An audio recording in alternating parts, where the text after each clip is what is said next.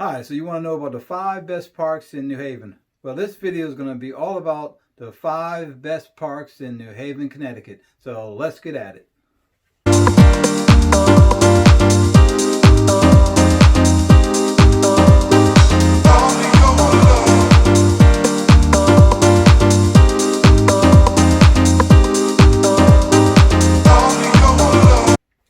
Hi, my name is Rob Clarke, and my wife Victorine Clarke and I are both professional real estate agents. And I was born and raised right here in New Haven, Connecticut. And this video is going to be about the 5 best parks right here in New Haven. So if this is your first time visiting our YouTube channel and you want to know everything about New Haven when it comes to where to work, eat, sleep, and play, well, we do tons and tons of videos about everything you need to know. So go ahead and tap that subscribe button and click that bell so you're notified every time we do a new video.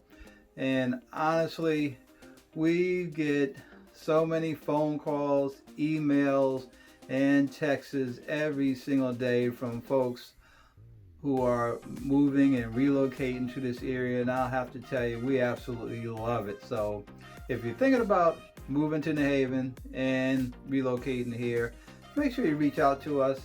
Give us a phone call, send us an email, shoot us a text. If you have to, send up those carrier pigeons.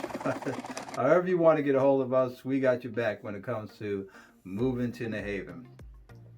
So did you know that 59% of New Haven is actually forest? Even though it has that urban twist, that's right, more than half of New Haven is forest. And I bet you that's why so many of the parks in New Haven are so beautiful and scenic. So I have to tell you, when I thought about doing this video, it brought back so many fond memories of spending quality time with my family. I could tell you we've participated in so many enjoyable, fun family activities really at every one of these parks. So I had to think hard about which parks, and I narrowed it down to 5 of them.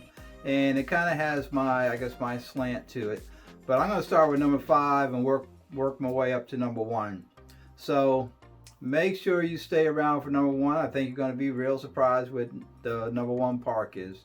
But number 5 is Edgewood Park. 2 miles down, if you were to start from downtown New Haven and head straight out on Whaley Avenue, and as you go out about 2 miles and you look to your left, you would see Edgewood Park. It actually was a farm back in the mid 1800s. It was actually farmland, and actually the farmer who owned the land named it Edgewood. So when the city took it over in about 1889, they kept the name Edgewood. And by 1910, the city looked for someone to professionally landscape it. They wanted a professional, a really nice design. So they looked towards New York, and they found a group that actually had a lot of experience designing parks like that. And actually what they did was they took a lot of the features of Central Park, and they laid out the entire design around 1910. So if you love nature, you simply love Edgewood Park. Just some of the activities that they have at the park. You can obviously walk your dog, take that leisure walk in the park.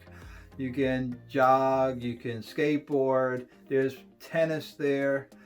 You can actually, if you really want to sit back and relax, there's a duck pond there where you can just sit back and enjoy the duck pond. And really, as a child, my family actually went there and enjoyed ice skating in the wintertime. The ice skating rink is no longer there, but in the winter you still can enjoy some great cross-country skiing. So those are just some of the activities that are available there at the park. The park is about 145 acres, so it's a good sized park, and it's one of the nicer parks there in New Haven. There's a nice community that kind of is right around the Edgewood Park area. So that's park number 5. On to park number 4. So park number 4 is West Rock Park. So if you were to go down Whaley Avenue just a little bit further and on the right side.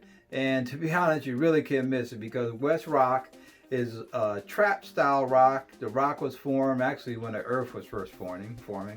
But it's a trap rock, so it has a sharp cliff. The cliff actually has an elevation of 700 feet. So you can't miss it. You can actually see West Rock from downtown New Haven. But if you want to take it up a notch and you want to go to a park that has a little bit more, fun and activities, well, West Rock Park is the place to be. Established somewhere around 1826, and West Rock Park has, as I mentioned, tons of activity, just fun-filled activities. Everything from boating to canoeing to hiking to biking to fishing. You can even do horseback riding. And of course, any great park is going to have an area for family picnics. But that's not all. West Rock Park is also known for the 7-mile trail. And the reason why I say that is because as you head down the 7-mile trail and get towards the southern end, there is what's known as Judge's Cave.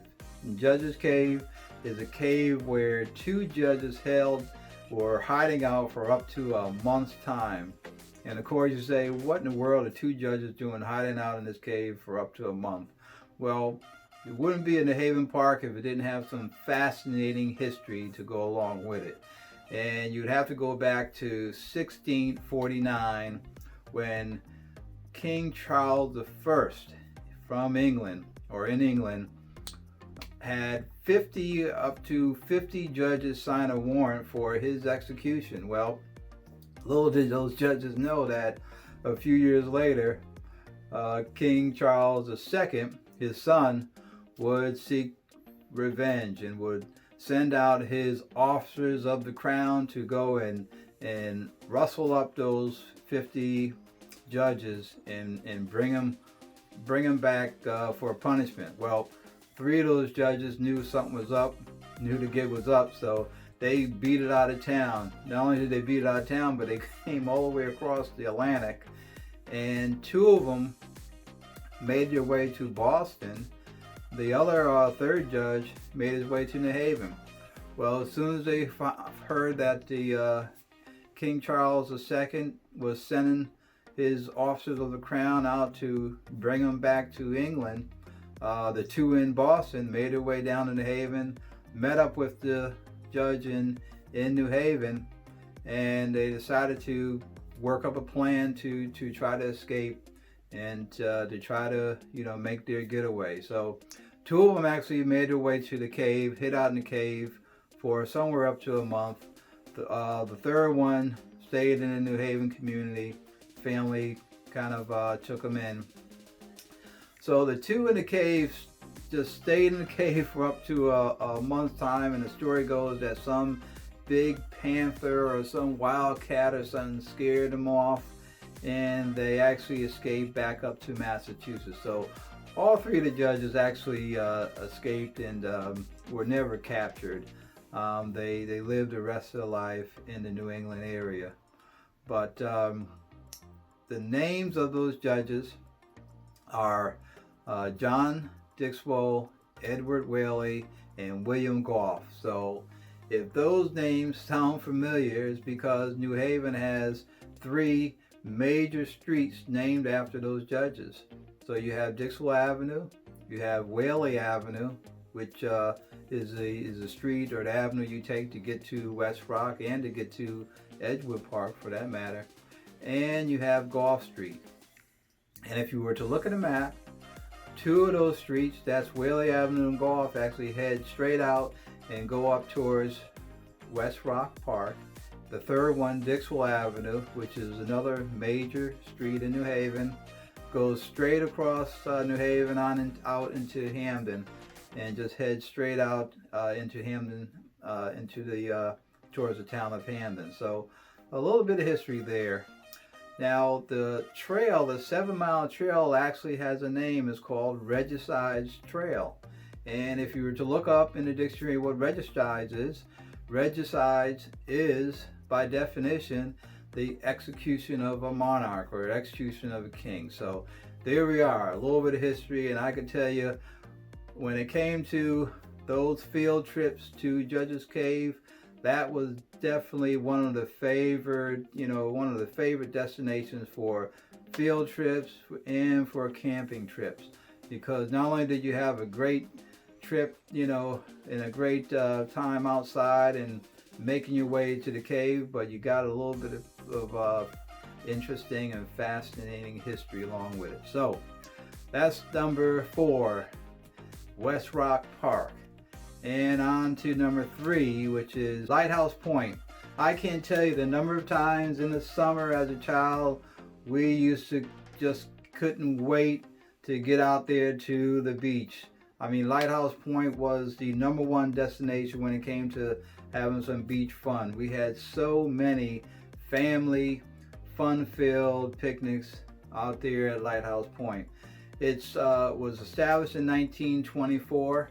It's actually an 82-acre park, so it's plenty of open space. Some of the activities there are beach swimming. They got a beautiful, or multiple pavilions where you can set up for a family picnic. There's a playground there. There's swings there. Oh God, there's also ferry boat rides there.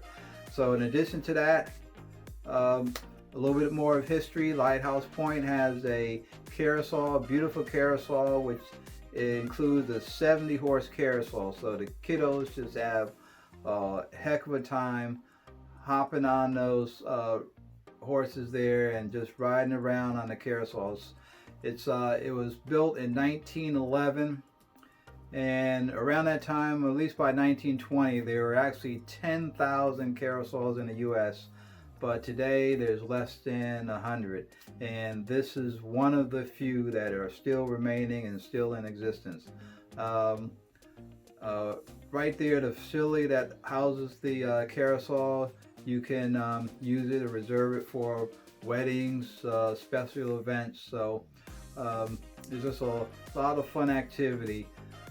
New Haven being the deepwater port, you have these locations that are right by the water, so you have a beautiful setting there at the water, and of course, as I mentioned, you got beach swimming there. So that is park number 3. So on to park number 2. Park number 2 is East Rock Park. East Rock Park actually is situated about 4.5 miles outside of downtown New Haven. If you were to head out on State Street, you would see East Rock Park. But the elevation of East Rock isn't quite as high as West Rock. East Rock goes up about 285 feet, and actually on the summit of East Rock, there actually is a monument, and it is a soldier and sailors monument.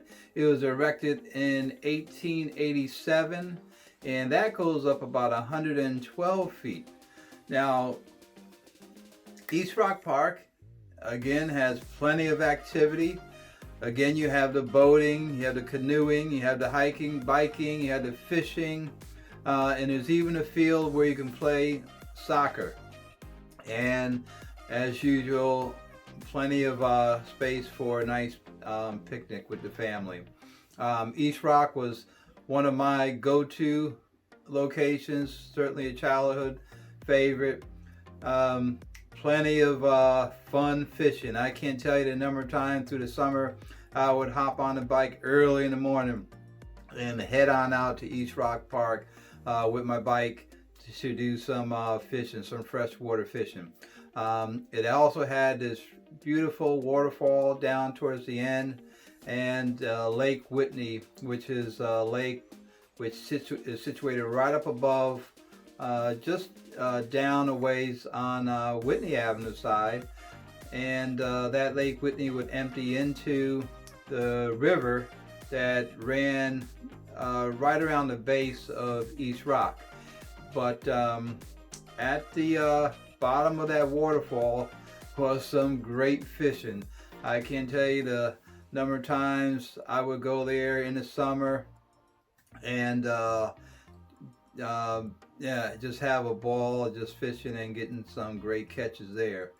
So that's East Rock Park, and to top off the activities at East Rock, 4th of July, they now launched the fireworks right there at East Rock. So pretty much most of New Haven can now see the fireworks because they actually launch them right off the top of East Rock. So you can be practically at any point in the downtown area, at least in that radius, and be able to see some great fireworks. For the past few years, actually, I've gone there with family, and we just had a great time watching the fireworks. So that's just some of the fun and family activities that you can take part of at East Rock Park. So on to park number 1. Where's that drum roll? So park number 1 is actually Edgerton Park, and it happens to be my childhood favorite. Again, because of the proximity, it was so easy to just be able to hop on a bike, get with my buddies growing up, and in about 10-15 minutes we were right there at Edgerton Park. It's not a big park, 25 acres, so it wasn't so much the size, but it was just a fun place to be. Plenty of space to go bike riding and just enjoy the openness of that park there. And like any New Haven park, it has some fascinating history. This park actually was the home of Eli Whitney. Yep, that's correct. And Eli Whitney actually left it to his niece, and she stayed there until about 1906. She actually sold the park to the Brewster family, and Mr. Brewster was a wealthy industrialist. He actually made automobiles, and actually before the automobile, he was making high-end carriages.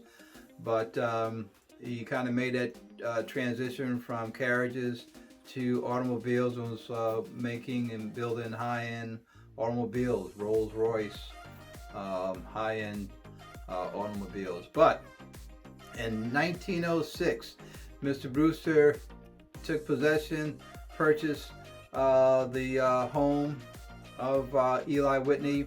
Now, when Eli Whitney was there, he had a beautiful Victorian home, and he called it Ivy Nook. Well, Mr. Brewster had different plans. He had some plans of his own. So he knocked down the Victorian home, and he built this magnificent, beautiful mansion, very expansive mansion that was just a sight to see. In addition to the mansion, there was a carriage house that was built, of course, because he builds carriages. So he had a very nice, good size carriage house there. And in addition to that, there was a gatehouse for the chauffeur, where the chauffeur would stay. So he stayed there until he passed away, and he left instructions in the will for his wife to stay there up until she passed away. So by 1966, it was open for the general public. But before such time, Mr. Brewster instructed in his will to, well, first he had